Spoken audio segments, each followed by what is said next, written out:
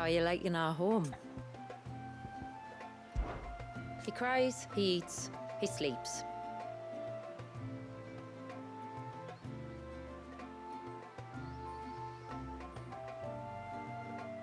In other words,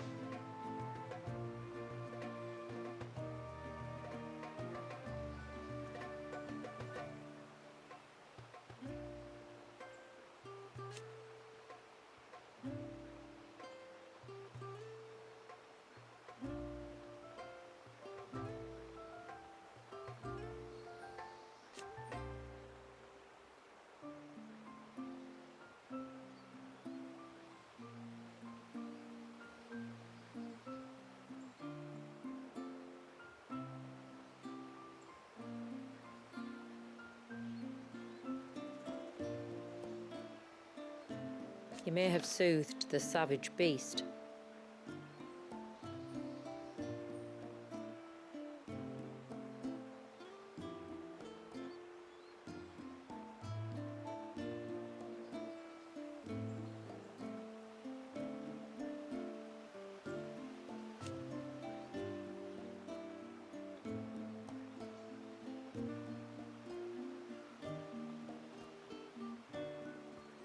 And even if I don't,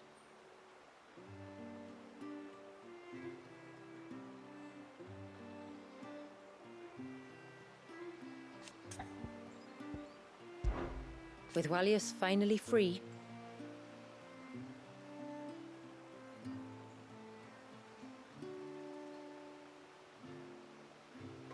it's no secret.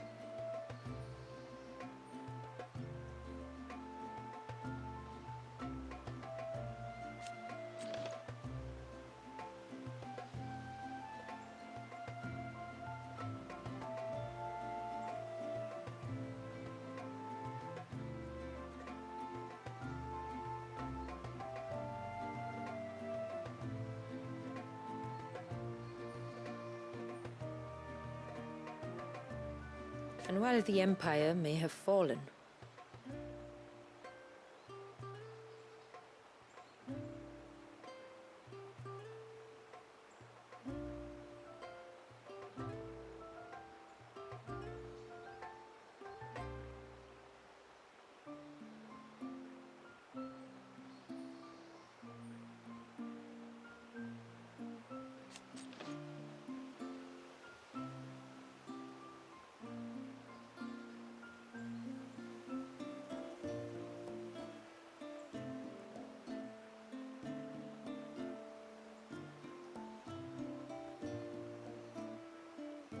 and then what?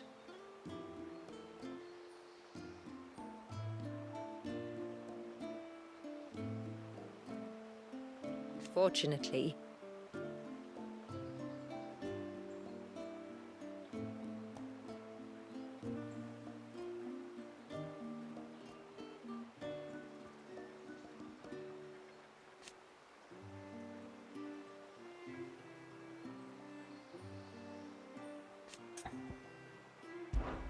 I expect you're wondering,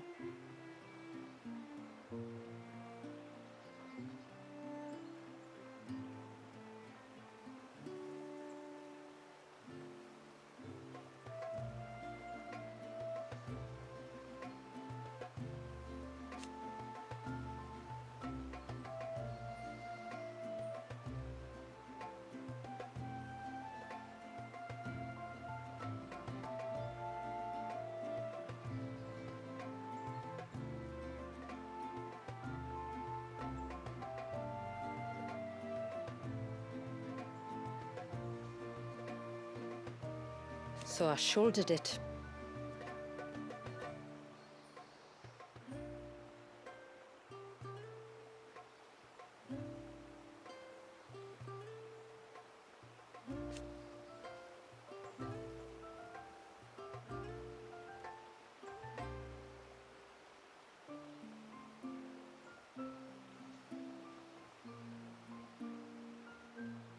I was this close.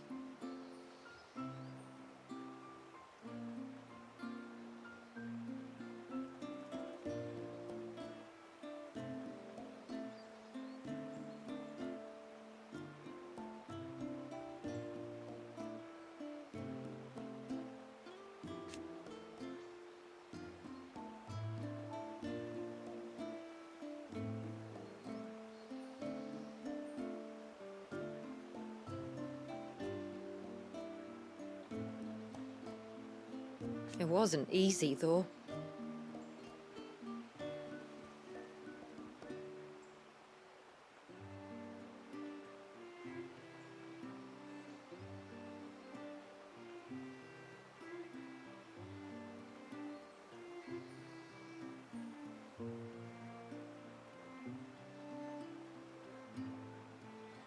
Thank you, Clave.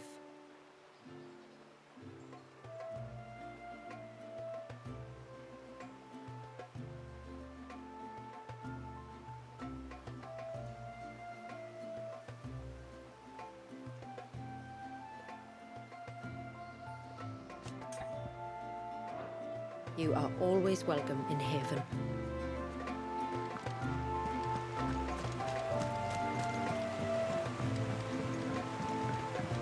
My lord, may I speak with you a moment?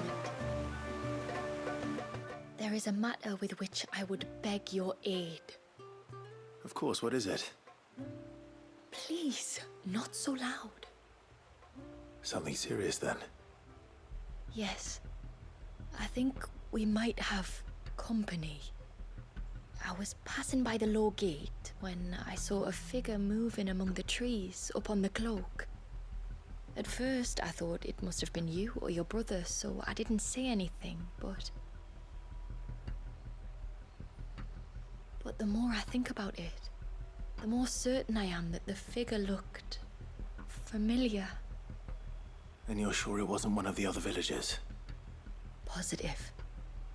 I think it was someone from outside the wall who has found his way inside. Of course, it could just be my imagination playing tricks on me. I only caught a fleeting glimpse, and it might have been you or your brother. But if it is who I think it is, we cannot allow him to leave now that he knows we're here. Would you go and see? He won't try to hurt you, believe me. Given what lurks in the forest, the only one likely to get hurt is him.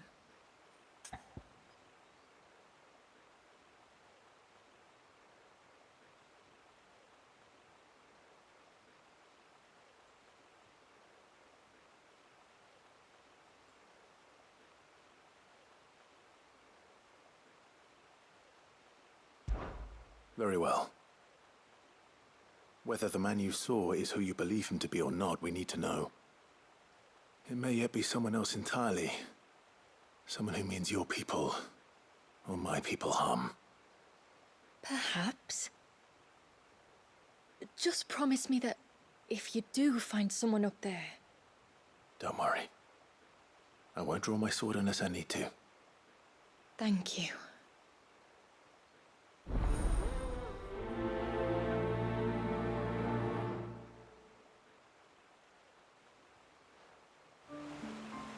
The figure I saw was about halfway up the cloak.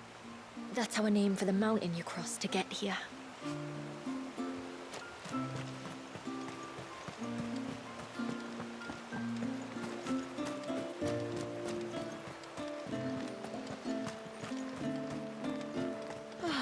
It looks like most of the elders' blessings.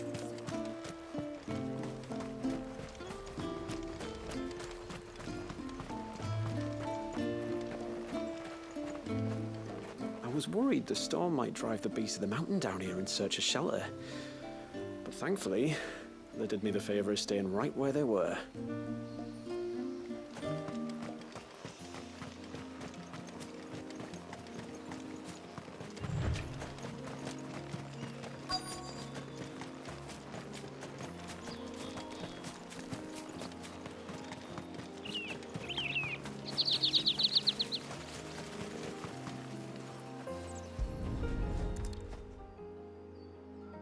A bottle. Breath of the arbor. Perfume from Sunbrag. Looks expensive, too. Who's there? Stop!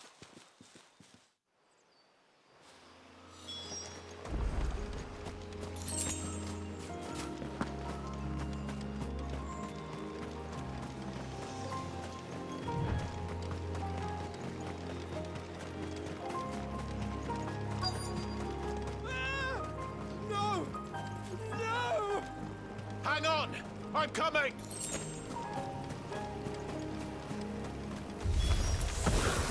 Don't eat me! I'll give you that one, I swear! Stand back. I'll handle this.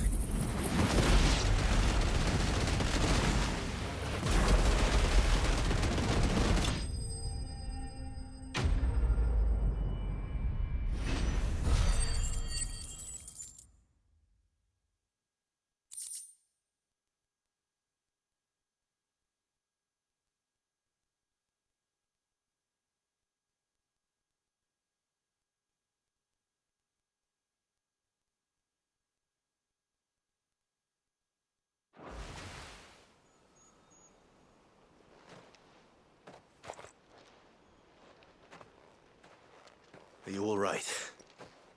I'm more than all right. I'm saved! Oh, I could kiss you! Maybe you should introduce yourself first. Hervey! I knew it was you. What are you doing here?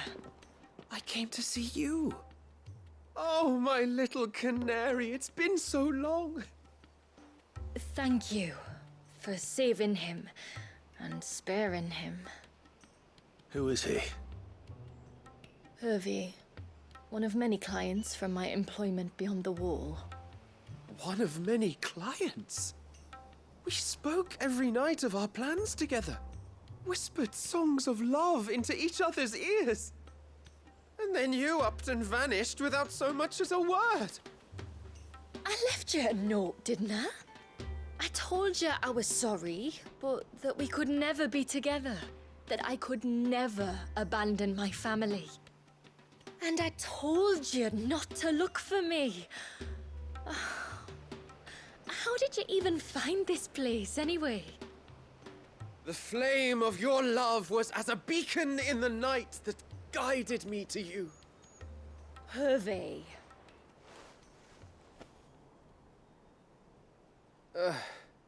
I was walking by the coast near Northreach when I saw a lady who looked like you. Eyes like the ocean. Hair like the driven snow. The next moment, she and her companions were jumping in a skiff and sailing out towards the wave. So I, borrowed the nearest boat and started rowing. It must have been Shula bringing us here. So what? You rowed, found a nose how many leagues across the bay, simply because you saw a woman with white hair. And as I did, the skies changed from a dull and hopeless grey to a bright and benevolent blue. That was when I knew for certain that my little canary was close. Oh, why did you come? You should have forgotten me, as I tried to forget you. I cannot leave my people, Hervey. And now that you know about this place, neither can you. We must return to Haven and accept my family's judgment. I'm to meet your family. Oh, my little canary.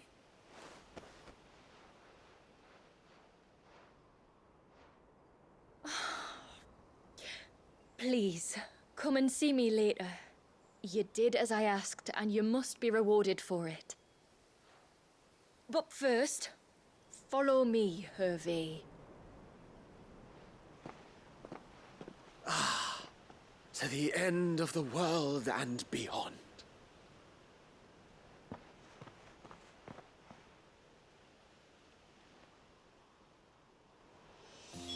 To think we were being followed. It's just lucky it was by someone harmless. At least, I think it was.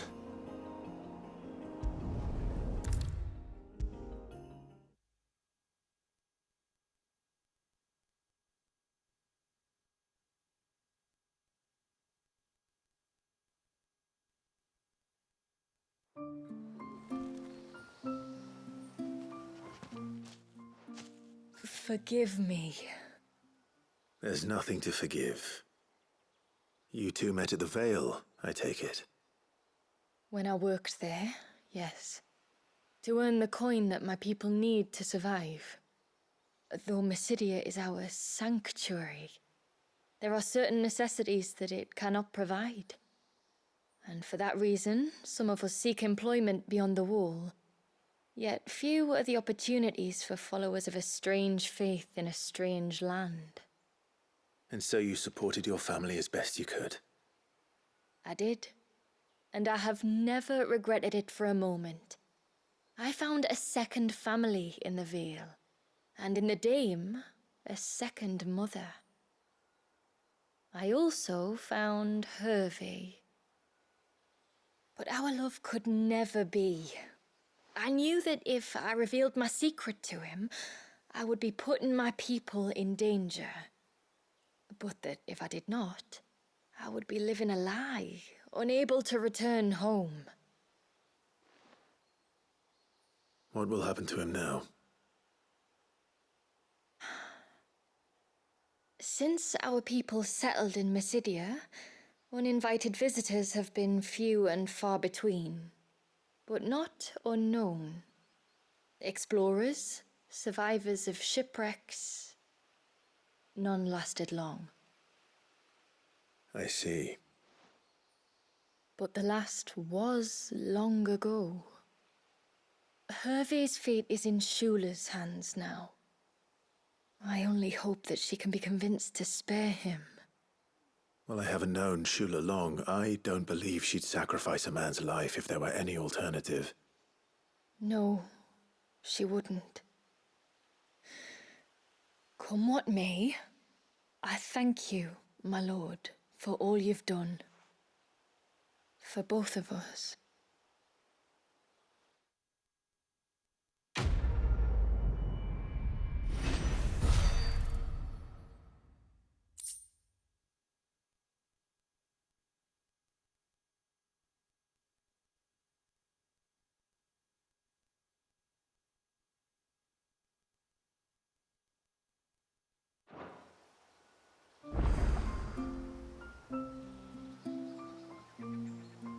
I left Hervey because I couldn't turn my back on my family.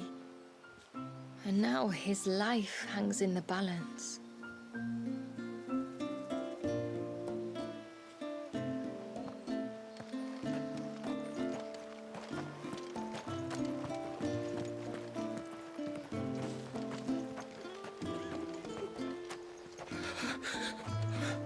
I can't go on like this. Just try to breathe. That's it. Is everything all right? Ah, you're the outsider. I'm Fannet, healer by trade. And this is Talor, one of my patients. He took ill not long after you arrived. Nothing too serious, I hope. I hope so too, but But this affliction, it's like nothing I've ever seen before. He complains of feeling chilled to the bone, but there's no fever to go with it. And my most powerful antalgic hasn't done a thing to ease the pain in his chest. I'm starting to wonder if his condition might require a different kind of treatment altogether. Shula said that you were here to help us. You couldn't help me, could you?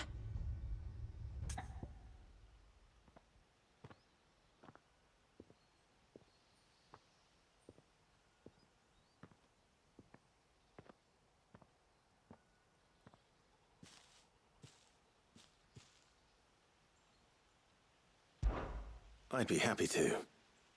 If I can. You can, don't worry. All I need you to do is speak to Talor's son, Pavat, over at the forge, and ask if he knows what his father was up to before he came down sick. Something must have caused this, and I want to find out what. The trouble is, Talor's too weak to speak, and I can't leave his side for long. So while you talk to Pavat, I'll pay his wife word a quick visit, just in case she knows anything. All right.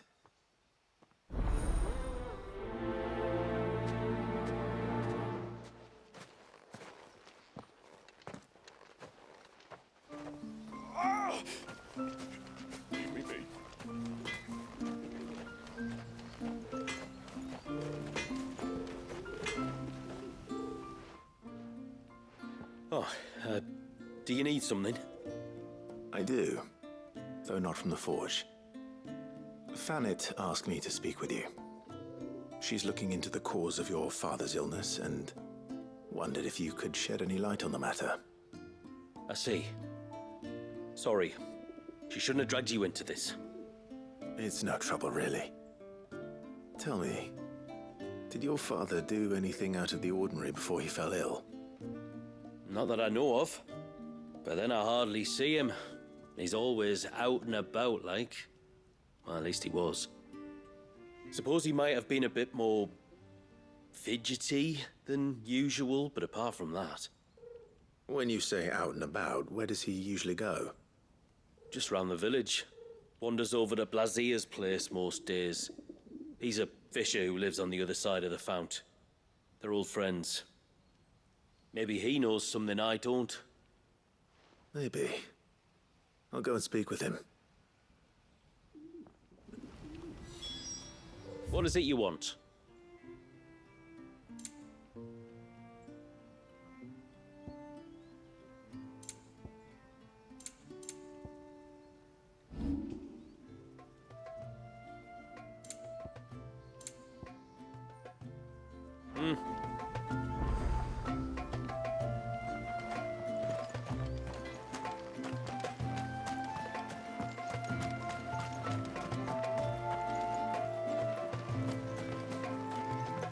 Can't claim I ever had high hopes for you lot, but there's no arguing with how things have turned out. Still not sure we're ready to throw open our gates to any old outsider who happens to come traipsing by. But I'm glad the tributary took a risk on you. Praise be to the heavens, for the child is saved and the savage beast soothed. And unto the sea does the rill flow again.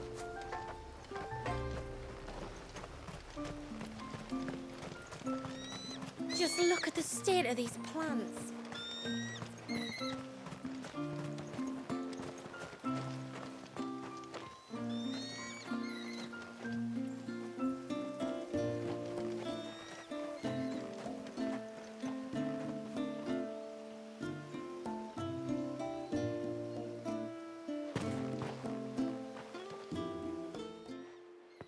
Greetings, stranger. What can I do for you? Your name is Blazier, is it not? Pavad tells me you're a friend of his father's, and that the two of you may have spent some time together prior to his illness. His illness? Talor's never been ill a day in his life. I don't know why he'd start now. Oh, Fanny doesn't know either. It was she who asked me to look into his recent behavior on the off chance it might explain how his condition arose. Oh, I suppose there was something that struck me as a bit odd. He kept asking about the woods. Did you see anything strange on your way back from the shore? Are you certain? Do you swear? That kind of thing. I didn't, of course. But he wouldn't let it go. It was like he was expecting something to happen. It was just a matter of when. Not that I know what. But he never told me anyway. Well, that certainly does sound unusual. And it might just be what Fanit is looking for. Thank you. Ah, don't mention it. Oh, and when you say Talor, wish him the best from me, eh? Let's see what the healer makes of this.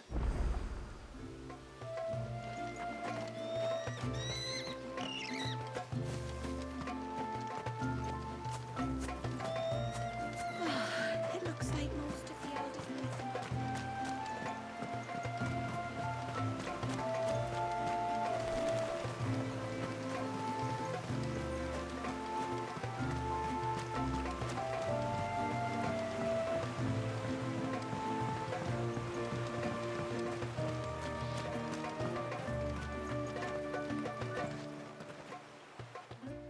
You wouldn't happen to have some time on your hands, would you, Clive?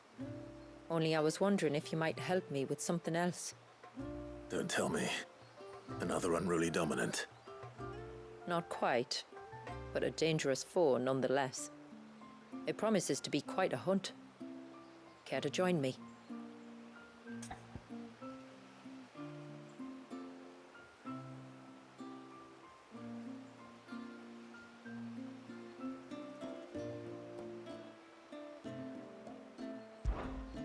right. Tell me about our quarry. A fiendish, cold-blooded beast known as a Givra. Normally, we leave such animals well alone, and for good reason. But I have an even better reason to want its tongue. Its tongue. If you'll permit me, tributary, I can explain. Certainly, Yamila. It's been over a week since me sister gave birth to her first child, yet she still isn't back on her feet. We've tried everything to restore her spirits. Physics and nostrums, the laying on of hands and of leeches, but all to no avail. The healers tell me there's only one hope left. A broth as potent as its ingredients are perilous to procure. It isn't only Yamila's sister who stands to benefit from this, by the way. There's her baby to think of, and Walias, too. She'd agreed to be his wet nurse, you see. I'd be glad to help. Thank you. Our hunters have no shortage of skill, but this task calls for more than that. And it won't be achieved through weight of numbers either. The Givra is as wary a foe as it is a deadly one. 2 hunters might catch it unawares, but any more than that, and it would pick up our scent a league away. Then it is decided. The 2 of you will go, while Jill and I occupy ourselves here. Perhaps we might help prepare the broth. That would be most kind of you. Come then, Clive. The river of time flows fast, and so must we. There's a Givra that has claimed the ruins at the foot of the mountain as its hunting ground. But as I say, they are wary creatures. We'll need suitable bait to draw it out. The flesh of a forest ibex should suffice.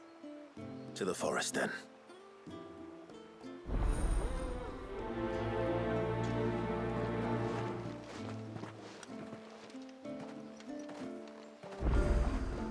There's nothing a Givra loves more than a fat haunch of ibex. There speaks the voice of experience. Do you hunt often? Since I was a girl, my father would take me. Then after he returned to the sea, Yamila's father. Our families have always been close. Even if her sister wasn't Walias's wet nurse, I couldn't stand by and watch her suffer. My lord, might I have a moment of your time? I would beg of you a service. Certainly. What is it? It's a long story. But before we get to that, would I be right in thinking Lady Shula told you about the witch from the north? Yes. She said that your ancestors found her here, and that it was she who taught them the spell to stop time. She was like Walias, you know. A dominant. The Warden of Ice. My great-grandmother suspected as much. She cared for the poor woman when the end was near. And it was she whose duty became to attend her grave. A duty that was passed down to me. I see. And the service you would beg of me? Well, until recently, the path to the grave had long been blocked by a fallen tree. But when our woodsmen finally found time to move it, we quickly realized it might have been better had they not. On trying to clear the rest of the path, you see, we discovered that a flock of bloodthirsty beasts had claimed the cliffs beyond. None of us was a match for them. But you, my lord, have proven your strength many times over.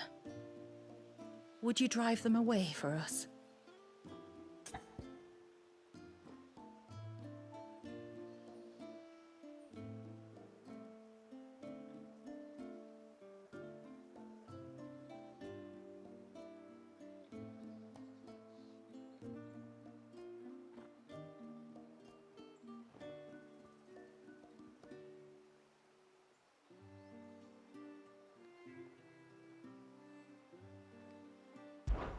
Of course.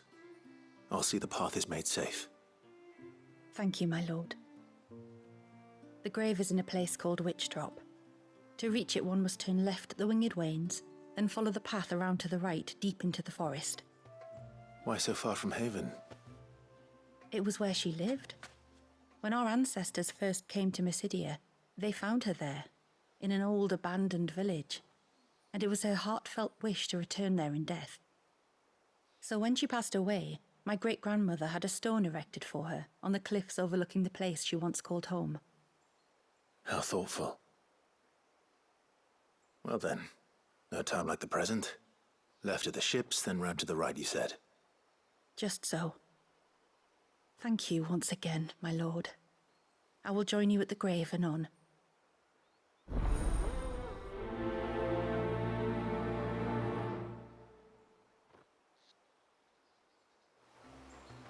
If all goes well, you will be the first to visit Witchdrop in many moons. Just turn left at the Winged Wains, then follow the path around to the right, as I told you. It will take you straight to where the fiends were sighted.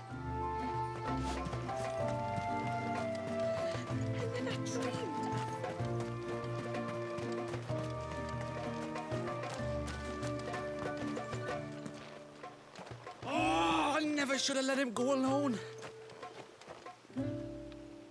Ty, take me, what am I gonna do? You've got to help me. Shula said you were a force to be reckoned with. Are you? Why do you ask? Hey? Oh, sorry. I should explain. My name's Kitav. I'm worried about a friend of mine. He went into the forest and he hasn't come back. Would you help me find him?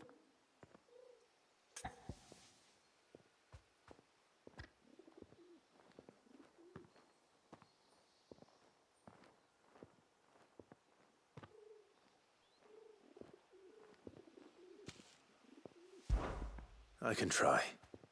Tell me what I need to know. Of course. You know about the glamour our ancestors cast to keep this place hidden, right? Shula told us about it, yes. Right. So you know the cairns we use to maintain the spell? Well, it's me and my friend's job to maintain them. If it weren't for the likes of us, it would have faded years ago. So your friend went into the forest to visit one of these cairns? Aye, that's right. He said he was going down to Father's Fell. There are 2 cairns out that way, one by the banks of the Swift Run, and another near the Winged Wains, the, ships in the forest. All right. How will I know this friend of yours? His name's Nassef. He's about my height, but clean-shaven. If you could track him down and see that he's come to no harm, I'd be much obliged. I'll search the village, just in case anyone's seen him, and meet you back here. Very well.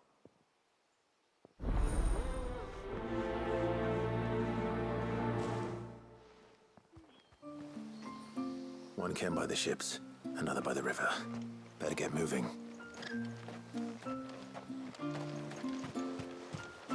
Hail, stranger. Are you a rider by any chance? I am. What gave me away? Oh, I can smell it on you. The scent of the stables. And not just any stables. Something tells me you've never been one to ride half-starved birds with chine-gall and wet beak. If I had a guess, I'd say your bird eats only the finest greens and has her feathers groomed twice a day with a curl hairbrush. Nothing but the best for my ambrosia. Ambrosia, eh? Pretty name. What's she like? Well, she's tall and strong. And her feathers are as white as snow. You're joking. You've got a white chocobo. I have, yes. I suppose they are rather rare. This I've got to see. Can you bring her here?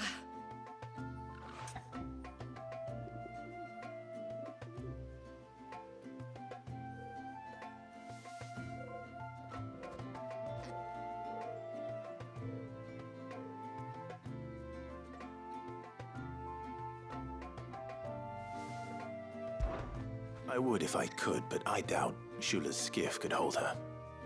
Me dad's got a boat. And he's ferried chocobos before.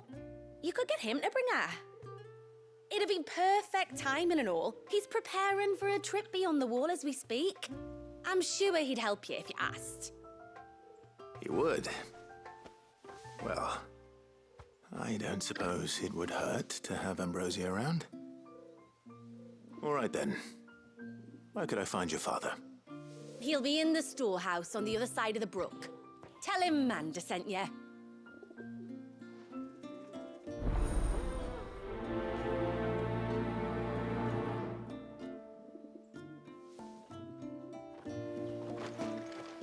Me dad'll be in the storehouse across the brook checking our stocks. He'll help you ferry your bird across the bay.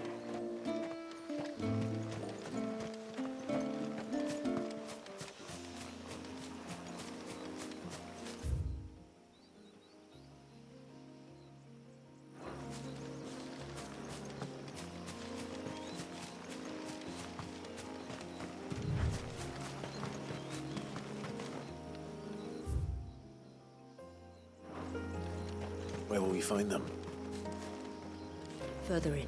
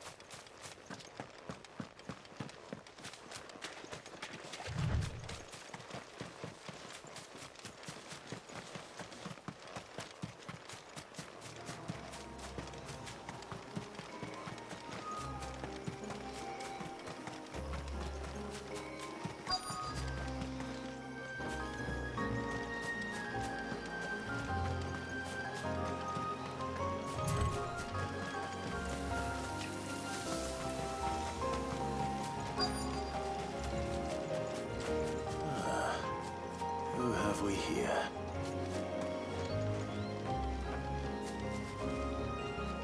I'm looking for a man named Nassef. Aye, I know him. Takes care of the cans. Wait, you didn't think I was him, did you? Sorry, mate, I'm just out to Jimmy sell a few ibexes. What do you want with the lad, anyway? His friend, Katav, asked me to look for him. Apparently he ventured out to work on one of these cans and didn't return. Well, that is a worry. You're a hunter, yes? You must know the woods as well as anyone. Can you think where he might have gone? There's a bridge further down the path. Blasted thing got washed away a few moons back. Our carpenter only recently had time to rebuild it.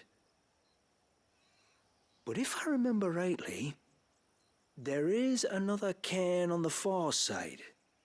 Maybe he decided to visit that one while he was here. Maybe.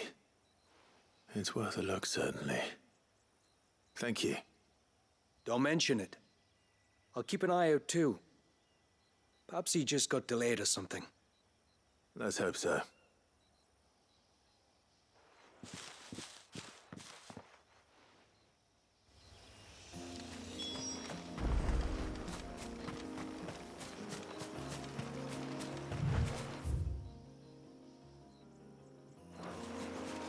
This must be the bridge the hunter was talking about.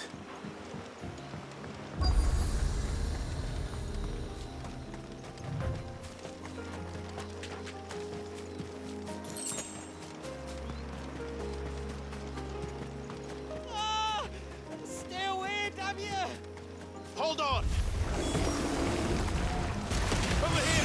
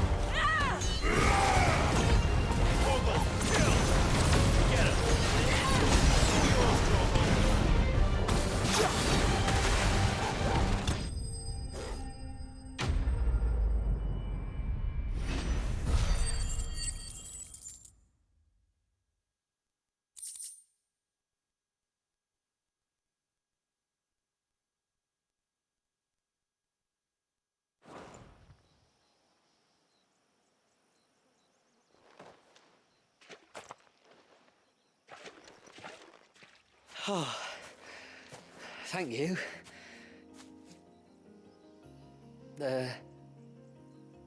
I'm the tributary's guest. And you must be Nassef.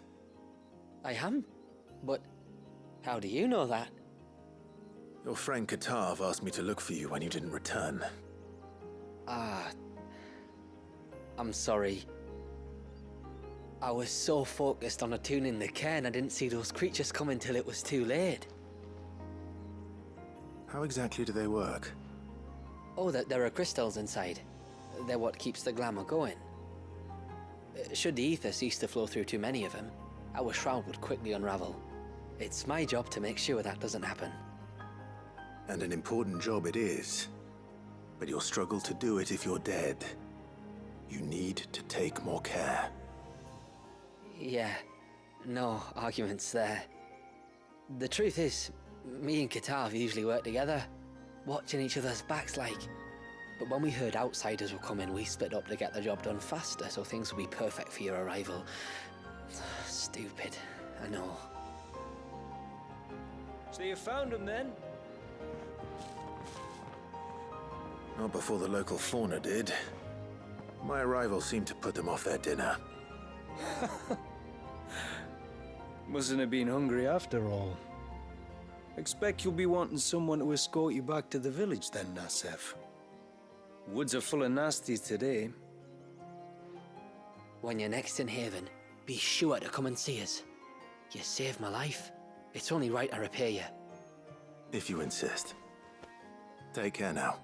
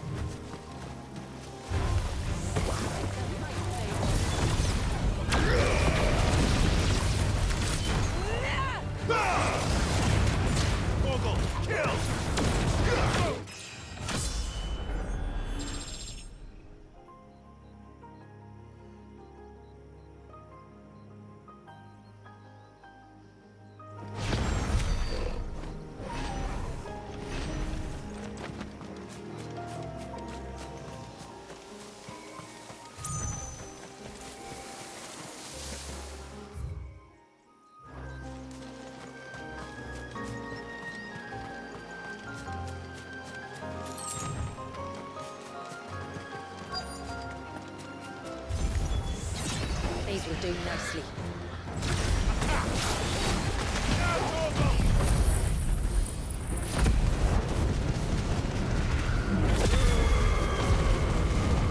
Add it to the list.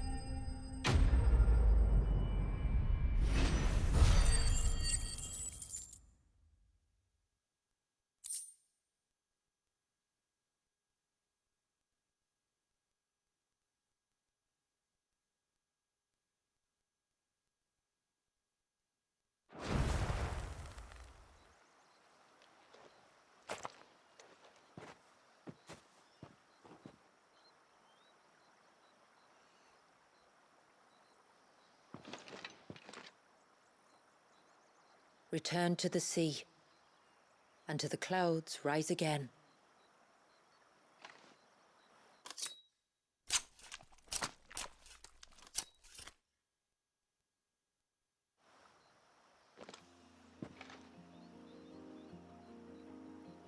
We have our bait then. What next?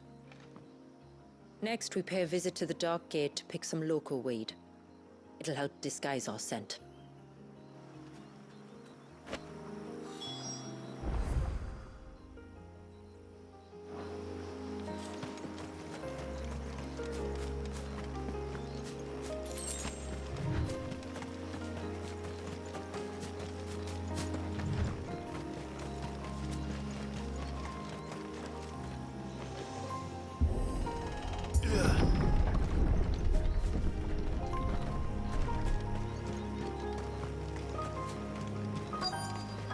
There should be a sprig or two of local weed growing somewhere around here.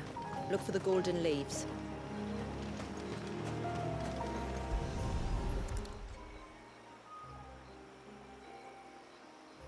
Is this it?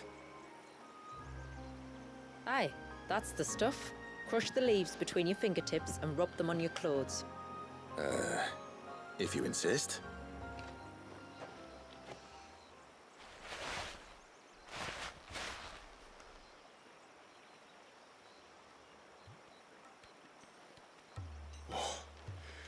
You could have warned me about the smell. Like corruption, isn't it? We'll have an honor guard of flies before long. But it'll stop the Givra from noticing us. Its nose will tell it we're nothing but a feast for worms. Oh, I feel so much better. We can wash it off afterwards. If there's one good thing about the Givra choosing the ruins for its hunting ground, it's that there's plenty of fresh water nearby.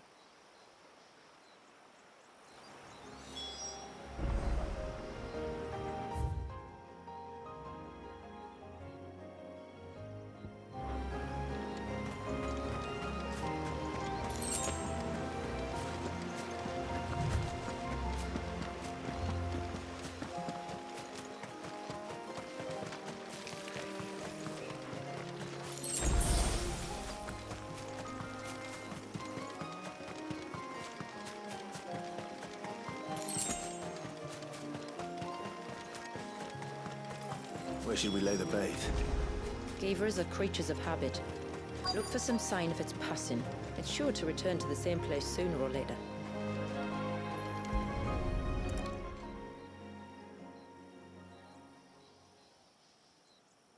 Marking its territory.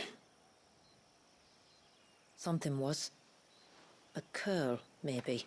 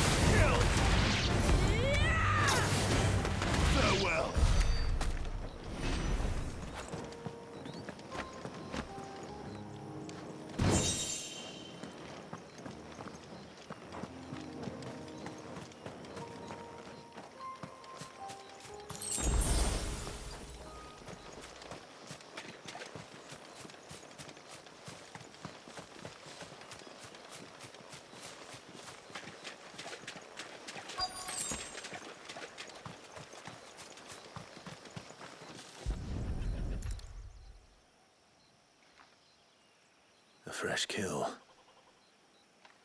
But not a Givras. The wounds are too clean, too small.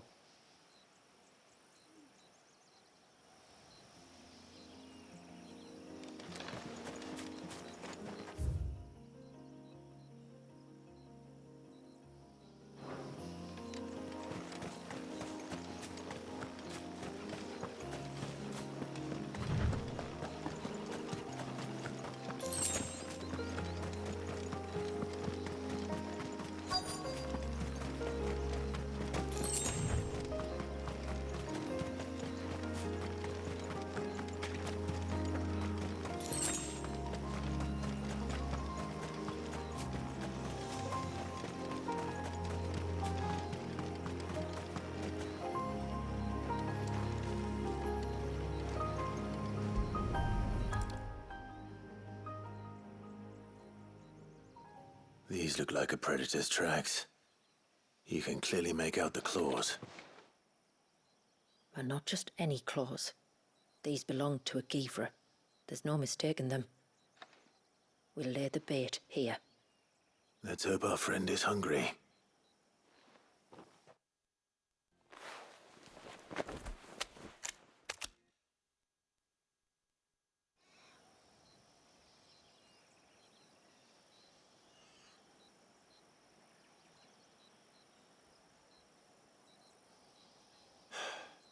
Still no sign. Patience, Clive. Hunting's not something you can rush.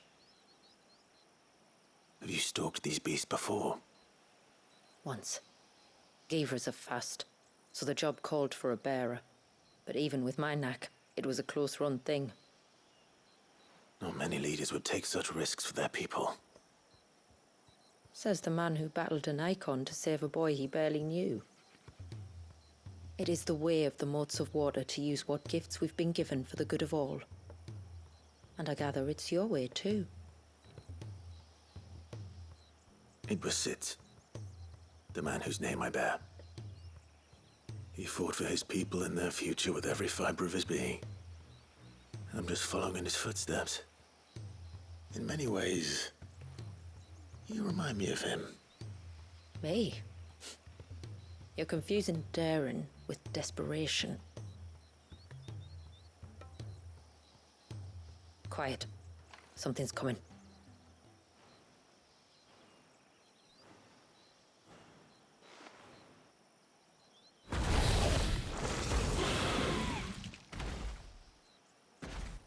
Our guest has finally arrived. Shall we greet him? It'd be rude not to.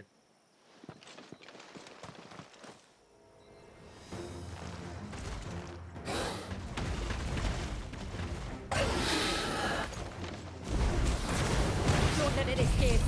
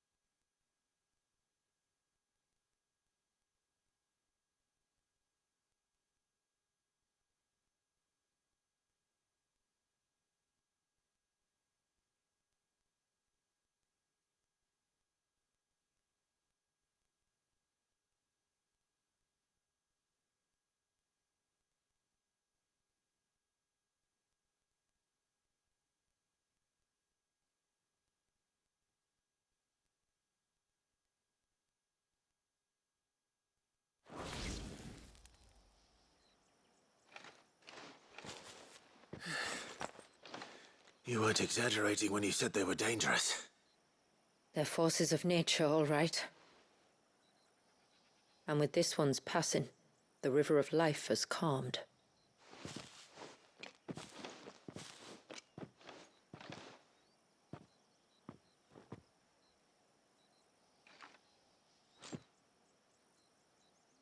O roaring torrent, son of storms, may your spirit run free in the open ocean.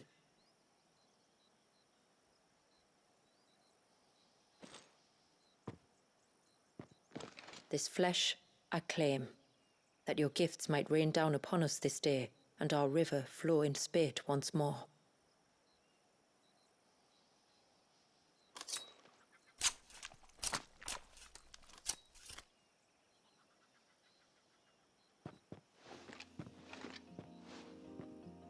Well then, let's return to the village.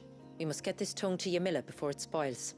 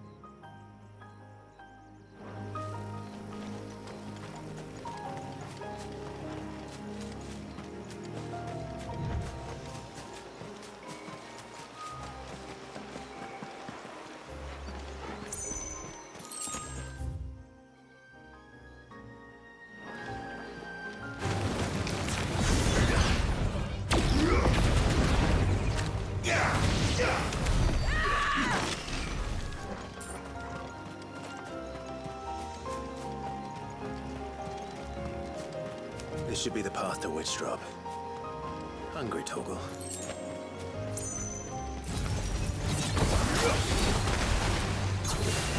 Get him!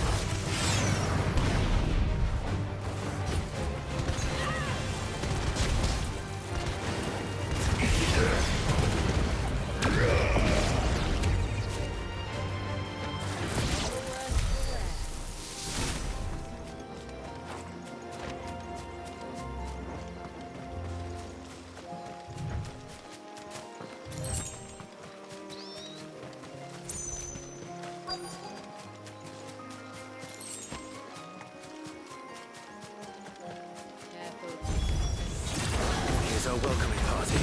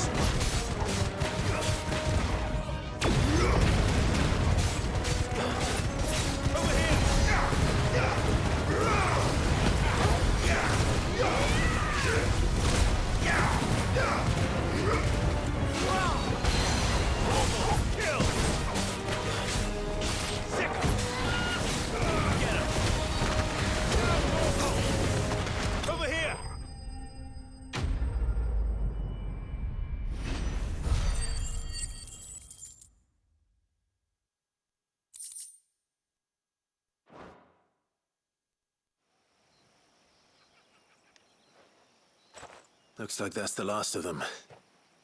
Now, where's the grave?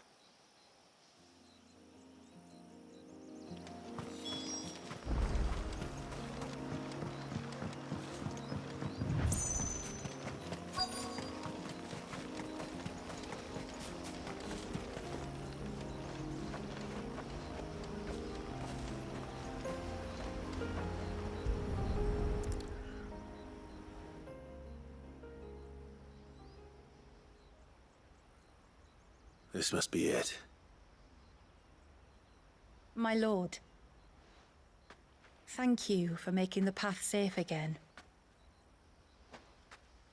Easy. Was that her name? Yes. Hardly the most fitting tribute for a dominant, is it? A rough-hewn stone with naught but a given name engraved on it. But my ancestors had only been here a matter of weeks when she passed. Every day was a struggle to survive. They had neither the time nor the energy to devote to a more elaborate memorial.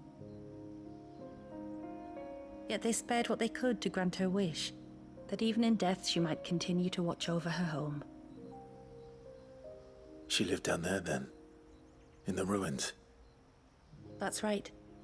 They were once the living quarters for those who served up in the temple. When the Northern Thanes sent her here to weave her spell, this was where she and her retinue stayed. There were priests, handmaidens, and a knight sworn to shield her from harm. Of course, they were all gone by the time my ancestors arrived, fled or dead in the Western Wars.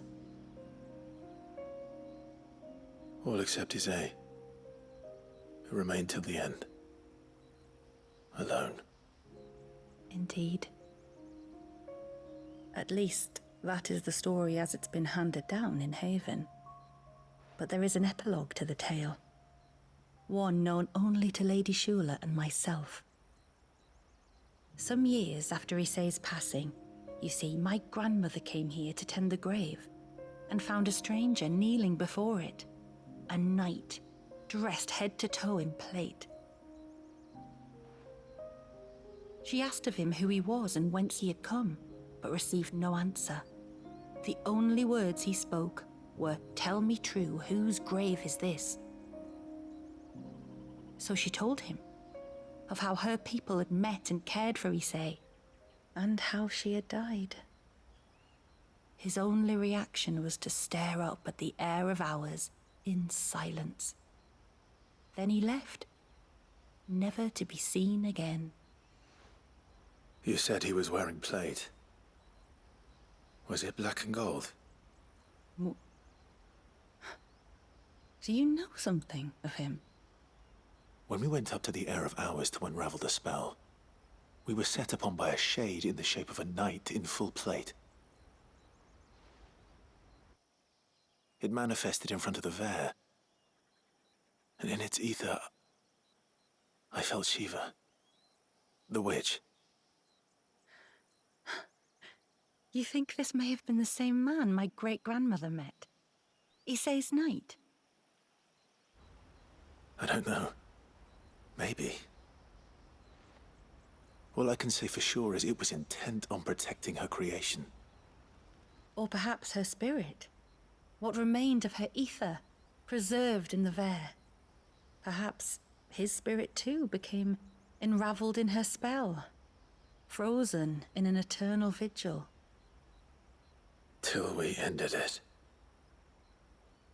If the shade you fought was Isay's knight, then ending it was the greatest gift you could have given him. Now he can return to the sea, to be with his lady once more. And if his spirit should ever return here to visit her grave, I shall ask his name, that I might carve it in the stone next to hers. That they might be together. Once and for all.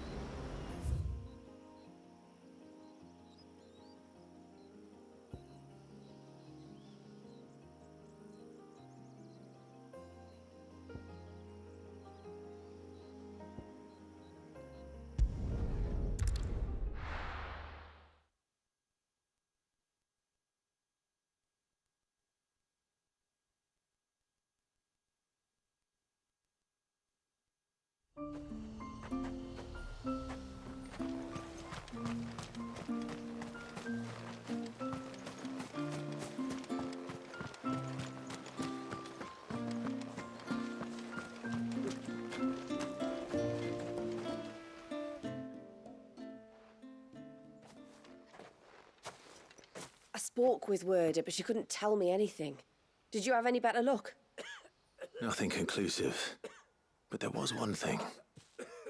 Blazier, the fisherman, told me that Talor had taken a sudden interest in the forest of late. He kept asking him if he'd seen anything unusual there on his way back from the coast, but never let on what exactly he was expecting him to have seen. The forest between here and the coast. Surely not. But then... I can't say for sure.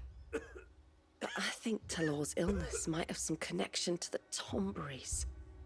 You may have encountered them during your time here. The small, scaly beastmen. And you think they may have caused Talor's illness? I do. At least in a way. And if I'm right, it's no wonder the treatments I've been trying didn't work. Oh, I know it's a lot to ask, but would you go down into Father's Fell for me? There's an altar there. And if my fears are true, an offering upon it. What is going on here? Please. I'll explain everything when you return, but time flows fast. I beg you, make haste for Father's Fell and take the offering from the altar. Talor's life may depend on it. Very well.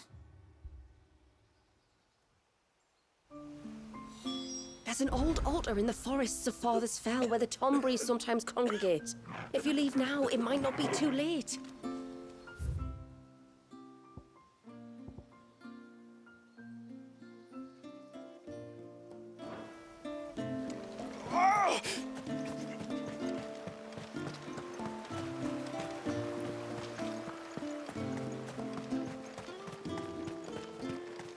I thought I'd lost you.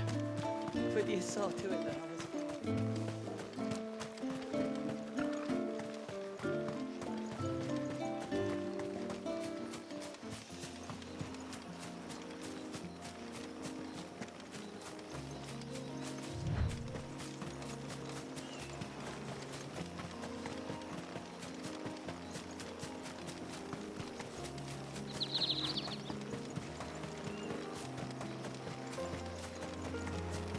If there's one thing I know about beastmen, is that they love to hide in the dark.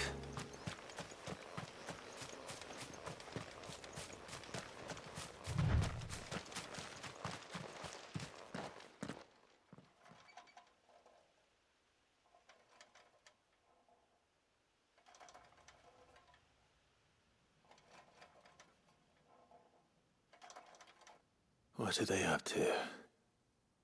Some sort of ritual.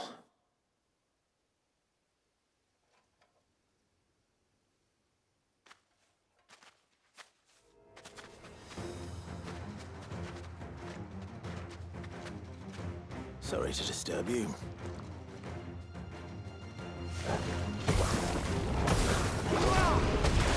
All yours, Torgal.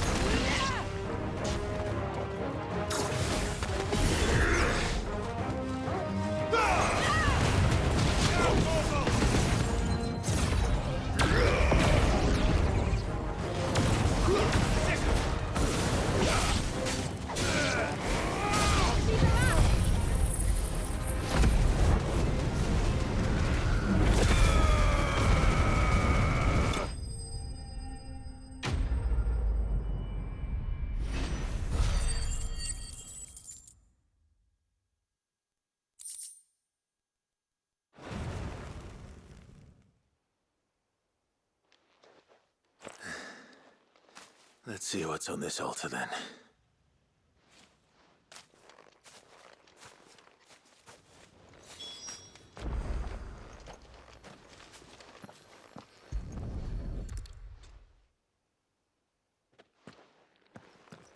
A silver chain. I doubt the Tomberries made it. This must be what Fennec was talking about.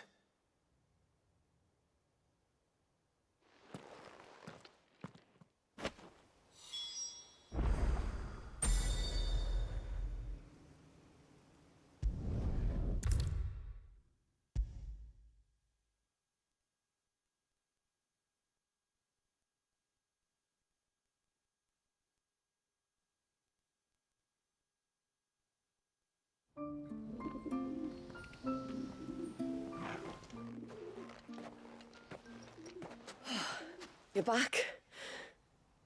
Well, did you find anything? I did. This silver chain. I knew it. Well, I'm still none the wiser. Forgive me. This chain. It's a Gregorian Maternoster. Worn by men of the faith. What's it doing here? And why would the Tomberries be praying to it?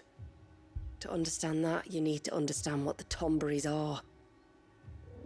They feed on hatred and suffering. And some say that if you render them an offering, some token of grievance against your fellow man, they will put a curse upon him. So you think someone's put a Tomberry curse on Talor?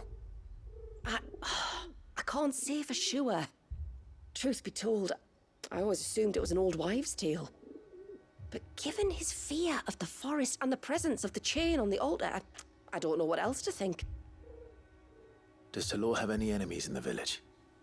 Anyone who would nurse such a grudge? No, I believe the one who left the chain at the altar was Talor himself. I beg your pardon. But there's more to the tale, you see. It's said that if you attempt to curse a soul that has returned to the sea already, your ire has nowhere to go but back to its source. You're saying he cursed himself? In trying to curse another, aye.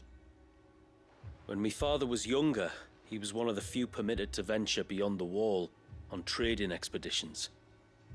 He told us that when he journeyed to Sanbreque, he'd wear that chain to disguise his true beliefs, lest Griega's faithful turn their cudgels on him. Did they ever catch him in his deception? Might that explain the ill will he bears someone? Not that he ever told me. Come now. Let's not waste time speculating about Talor's past.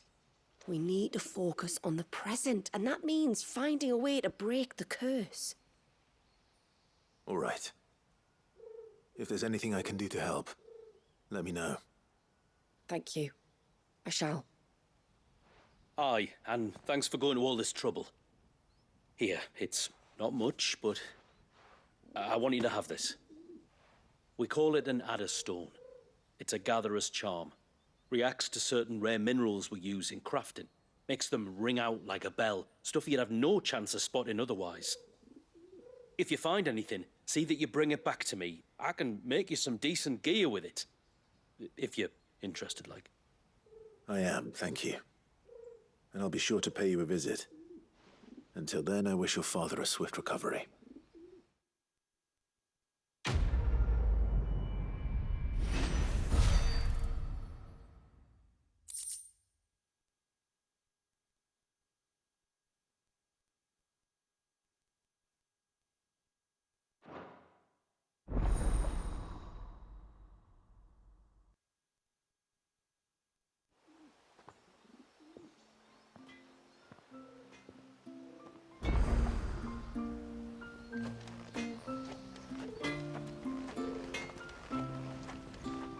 Reckon my steel's just as good as any.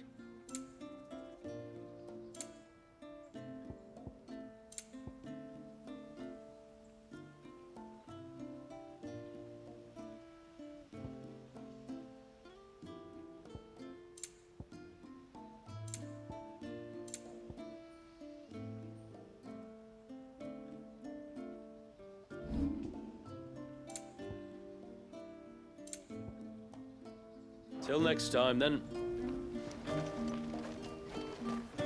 My friend, I have news.